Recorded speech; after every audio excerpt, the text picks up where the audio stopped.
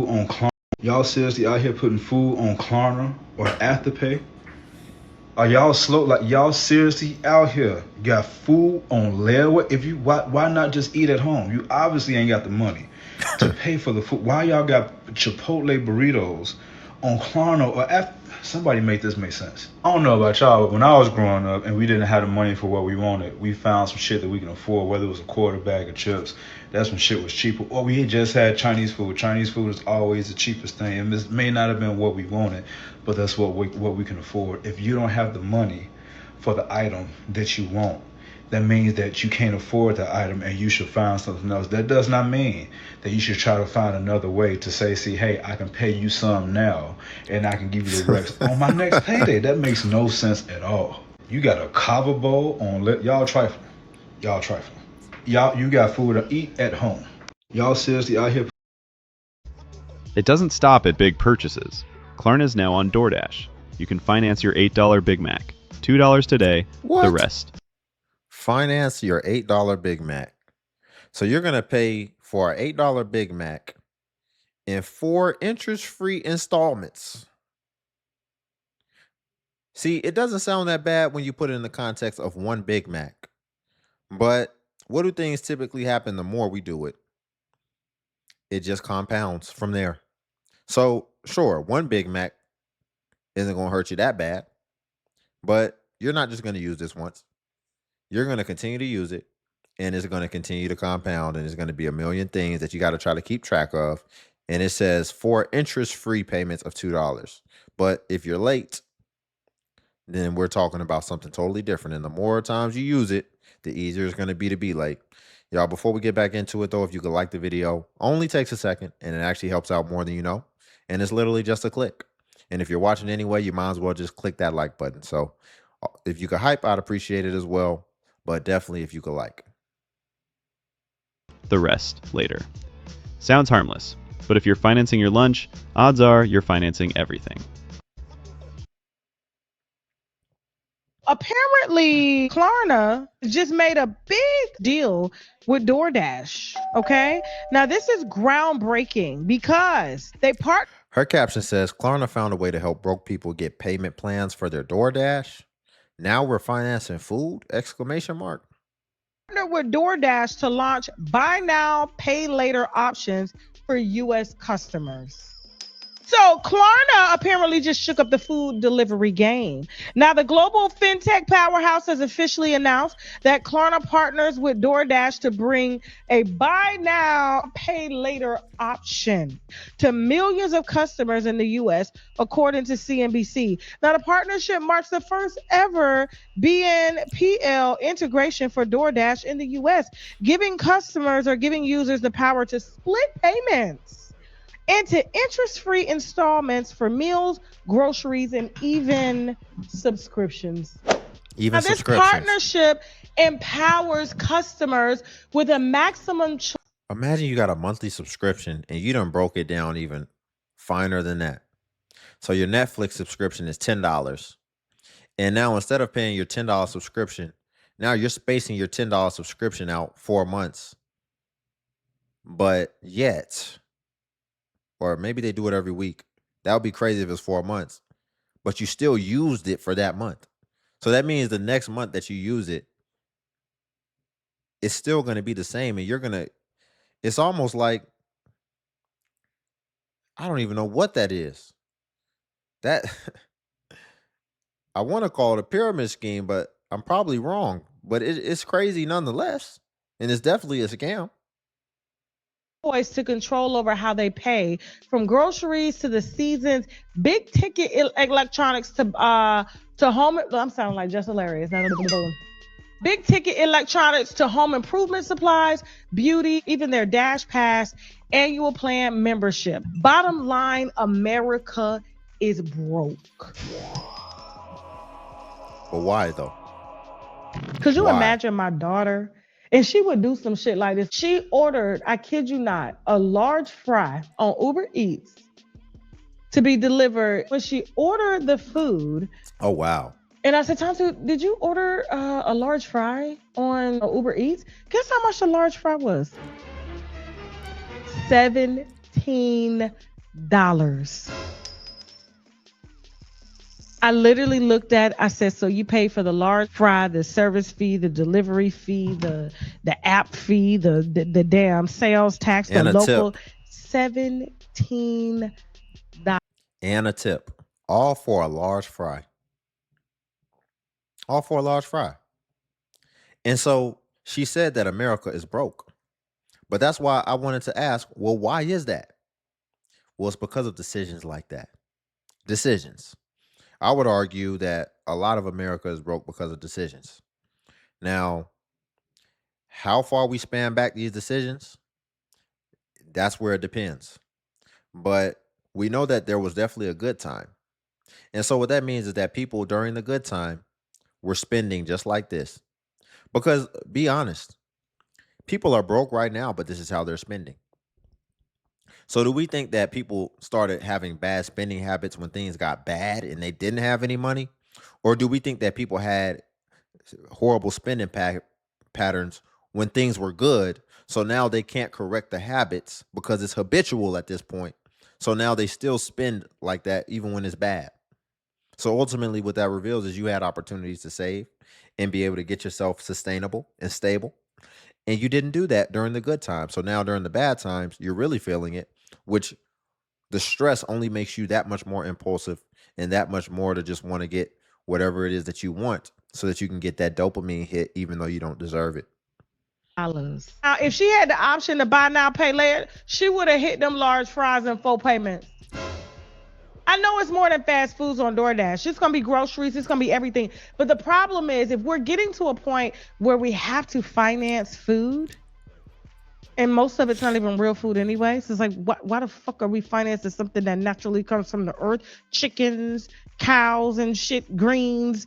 You know what I'm saying? So I can understand processed products. Those should be luxury products. Oh, they have proposed through the Trump administration that they were saying that they weren't going to allow people to buy junk food with their food stamps anymore. Now, although Tamara's husband came out fucking yelling, I think there was a better way for him to say that because, you know, there were a lot of kids that were, especially coming up in my neighborhood, that were morbidly obese, nutritionally deficient, always sick, because their parents were just spending all of the money on just processed food. Not even like, I'm not even talking about like processed spaghetti and stuff. I'm talking about boxed cereal, bagged cereal. You know what I'm saying? The worst of the worst shit. Little Debbie cakes and stuff like that. And then when it came time to really get food, they couldn't really get food. So they were eating like fucking like just paper made food, plastic made food all day. And it's like, it breaks your heart when you know. You understand what I'm saying? When you really know, you know. And so when you see them carts. I think that's horrible when you let your kid become obese like that because you send them out into the world already with a self-inflicted wound that they have to immediately address now. And it's going to have implications on a lot of different areas of their life. A lot of different, whether it's dating, whether it's work, whether it's breathing, right? So, yeah, I think that it is smart because really this is what parents should be doing anyway, is limiting their kids' junk food intake because a kid doesn't know what the future is going to hold. So if you let them just do all the impulsive things that they want to do, they're going to do it. But you're instilling bad habits and you're ultimately getting your kids addicted to it, as well as you could be sending them out into the world before they've even got started overweight, which is going to come with a plethora of action items from there. Slowed it down with all that soda and shit. It's like, oh my God, they're spending billions of dollars on keeping y'all from getting natural herbs like mushrooms and shit like that and sea moss. That's true. Like stuff that we're selling on Shop TK deals. Like, it's just ridiculous. So when it comes to a point where food is no longer affordable, that you got to finance fucking food. We're already financing houses, something that's a necessity. We're financing cars, something that's a necessity. Now we're financing food. Now we're financing food. I need a big favor from you. You want me to sleep with you? Now we're financing food. It's crazy. So we got to talk about this one. So DoorDash just announced that they're partnering with Klarna, which is a buy now, pay later platform. And in my opinion, this is both good and bad. It's good because in these times, we all can agree the cost of food has skyrocketed. So I can see the use case for this. People who are struggling to afford everyday items, right? So when it comes to being able to feed your family for the night, if I'm short on cash, I would love to have the opportunity to spread those payments out over time. But where it gets bad is that this is just another form of debt. And the average American in this country already struggles with debt. Credit card payments, student loan payments, and now you could be behind on food payments. I don't know. Is this a good thing or a bad thing? Let's talk about it in the comments. People never want to assess, evaluate, and then adjust the way that things are set up I think it's currently, and maybe even what they think that they need at the time. But like he said, if he's having a hard time, he would love to be able to space the payments out. All you're doing if you space the payments out is you're kicking the can down the road, is ultimately what you're doing, which is ultimately going to come back to bite you. If things are hard right now, kicking the can down the road is only going to have residual effects in the future. And so I would argue that you're not in a position to sabotage yourself later on. You need to stay within the present, and you need to steward whatever it is that you have right now. You need to steward whatever it is that you currently have in a way that's effective while not making your situation worse. But we'll see people having to live like this or on government assistance, and somehow they pop up pregnant. I think it's crazy and diabolical and insane and irresponsible. Yes, irresponsible to use Klarna to pay for Uber Eats. Uber Eats is almost 2 times more expensive than doing takeout. Uber Eats is more expensive than doing all these meal plan programs where you order food and they send it to you, send 10 to 12 meals to you for the week. It's more expensive. Uber Eats is a drain on your wallet. To actually finance it through Klarna is irresponsible because it shows that you do not take your finances seriously. At some point, we have to be accountable and we have to ask ourselves, why is there a cycle of poverty and debt? It's because of things like this. Do not use Klarna to pay for Uber Eats. Klarna should be used for major, important life purchases, not for Uber Eats. I said it. Anyways, follow me for more opinions, thoughts. Hit the like button, follow. All right, bye. I think No. I don't think we need to be using Klarna at all. If you ask me, I don't think we need to be using Klarna whatsoever. Listen, say what you want to say about debt. If you got to use debt, use it, I guess, credit cards, whatever. But Klarna is designed to put everyday purchases on payment plans. So this could look like a lot of things. Clothes. A lot of people use Klarna to go shopping. What else? Furniture. Guess what? If you can't afford the furniture, don't get the furniture. Get the necessities. Get you, I don't care if you got to get you one of them little plastic chairs that you use for the patio.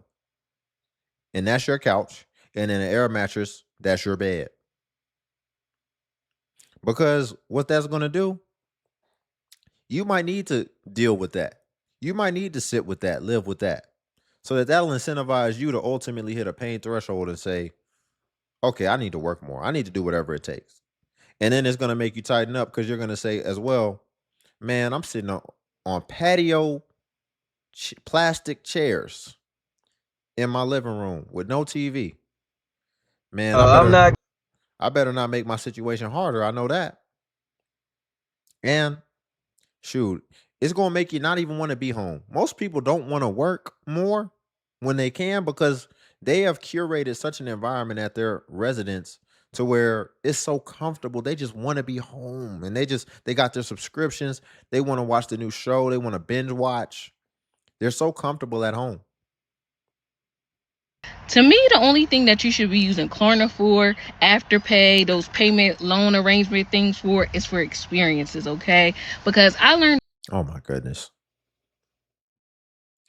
And what's going on with her eyebrows? But her caption says Klarna and Afterpay for McDonald's. The hard way, like buying clothes and things like that using Afterpay, because I feel like when you take a loan out for products versus services, when you get it, you may not like it. Like, I had to return so much stuff to Fashion Nova because of fit, but I use Afterpay or Klarna or whatever to buy the stuff, and then you gotta sit there and submit. Sometimes you have to sit there and submit paperwork and notifications to verify that you sent the stuff back so they can adjust the loan payment. So that's why I don't like using products, but I do kind of get, like, services make sense to me because So the first thing she said is, no, you need to be using Klarna on experiences. An experience. Something that you experience for a short duration, but now you're using Klarna to have to pay for it for long term. She really thinks that makes sense. As well as she's already admitted now that she buys clothes on Klarna. So she takes out payment plans for her wardrobe. And she thinks that makes sense. You remember when I said it's decisions? People will try to act like they're in poverty and things are so bad. But look what they're doing. You don't even have the money to afford the stuff, but you're still spending like you do. So then when you ultimately end up at rock bottom from all the choices that you've made, don't blame the economy. Blame your decisions. You failed to make the adjustment. You're buying, if you're, she's paying for experiences. See, and this is what we haven't talked about yet. People like to use these things to pay for trips, pay for a weekend of fun or a concert or whatever, and then have to spend the rest of the year trying to pay it off. And they think that makes sense.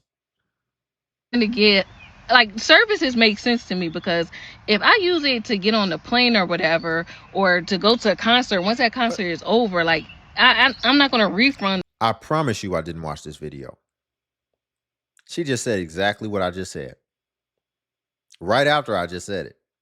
I promise you I didn't watch this video. I didn't know she was going to say that.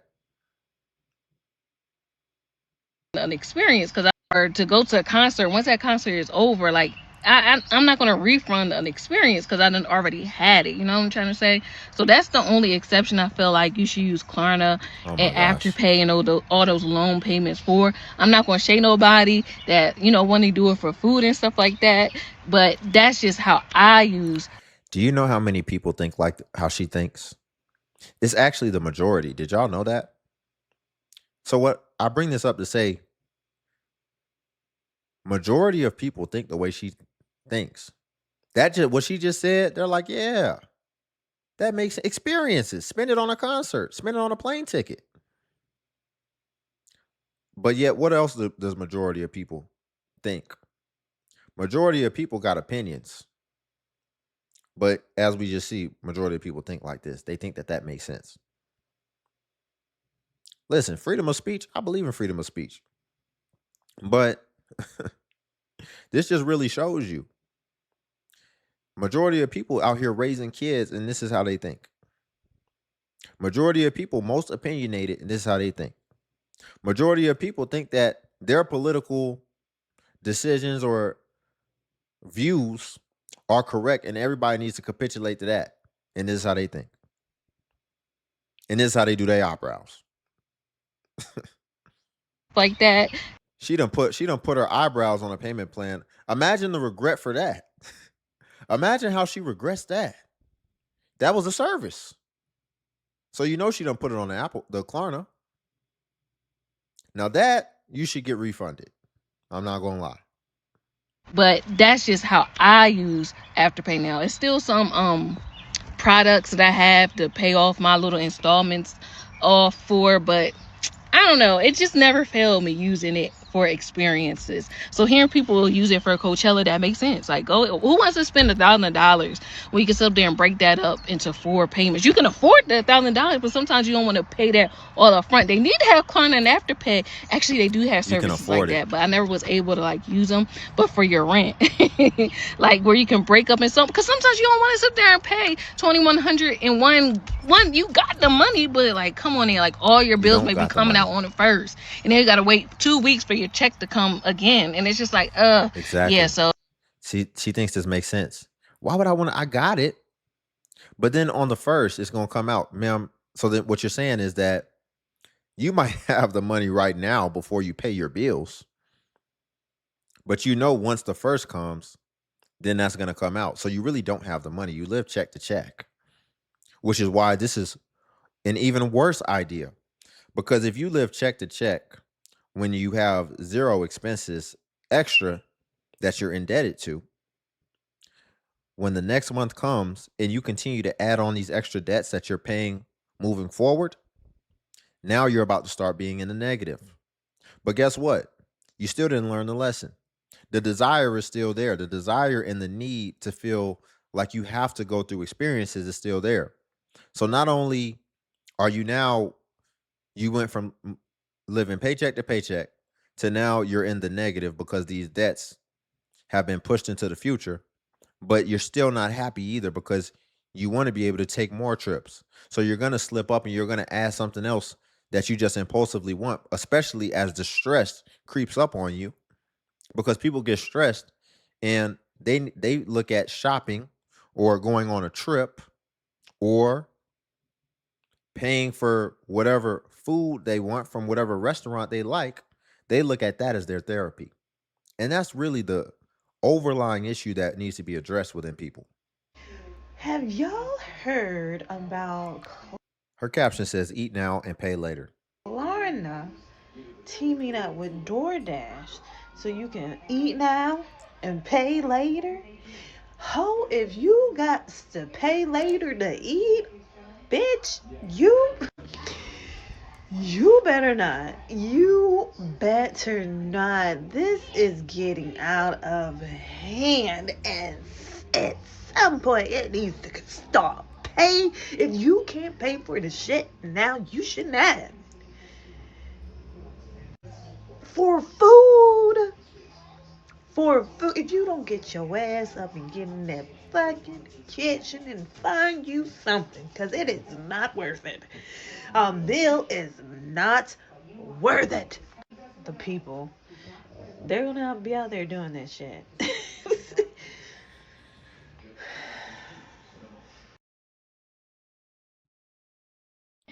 You guys, let's talk about Her caption says, Klarna for lunch. Description says, I can't even buy food anymore. the US. Let's talk about the United States of America and how the people, we are struggling. I don't know what to say, but it is a lot happening. There's a lot happening to the point that people are putting Uber Eats, Instacart. Well, I can understand Instacart, but imagine using Uber Eats and then now people don't even have money for even a $10 meal because meals have become so expensive that they are literally using Afterpay or Klarna or whatever is out there to pay for lunch. So they can pay in 4 increments, okay? 4 increments or even more. How crazy is that? Oh my gosh. Crazy. That's how bad it is in the US right now. Is that people, we, including me, are struggling to even buy lunch. My God. No, you need to make lunch. And it's just what people don't want to do. People are weighing their wants versus their necessities. You need to buy the meat, buy the. You're not going to tell me that making your own meal preps is going to be more expensive than eating out every day. You're not going to tell me that. But when you weigh it, you say, well, I can make something and I'll kind of like it, but it's really not going to quell what I want. I really want this thing that tastes so good. So good. That's just what I want.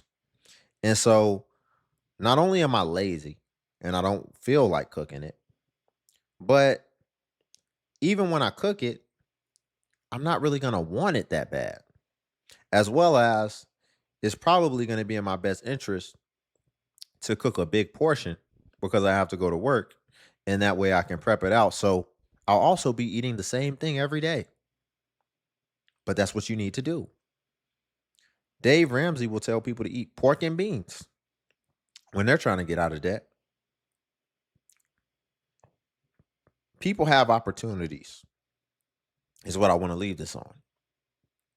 People have opportunities to get ahead, or they've had opportunities to get ahead, and they instead did the impulsive thing. Life is designed to shape you. Life is designed to grow you. Life is designed to stretch you. Life is pushing you in the direction that you need to go so that you can gain certain internal things and then carry forward with you. But people continue to dodge the lesson, and they just can't beat it. They can't beat that demon. And so their lives reflect it. Reflect their failure to defeat the wall that continues to show up, that they continue to fail to get over. And so you don't move on to the next step until you get over that hurdle. But again, when things were good, people weren't saving. Now we're in the worst economy in the world, which you could look at as that hurdle. Now, before, you did what you wanted to do and you didn't save for a rainy day, but you did it because you had the excuse that things were good, when really you still need to be saving. If you're not saving month after month, then that's an emergency. FYI. But now we live in an economy where you definitely have no excuse to just be able to do whatever you want consistently. And people still haven't read the writing on the wall, and they're still doing whatever they want impulsively. Like that other woman said, they'll say it's the worst economy in the world, but she just financed $1,000 concert that she can't afford. So if you can't save now, or if you can't go without in these times, then we can imagine how you were moving when times were good, which is ultimately why you're in this position when times are bad. But people aren't learning the lesson, so they don't get to move on to the next step, because not everybody's struggling. Newsflash. The people who were good stewards before are probably the people right now who aren't being hit as hard or as heavily.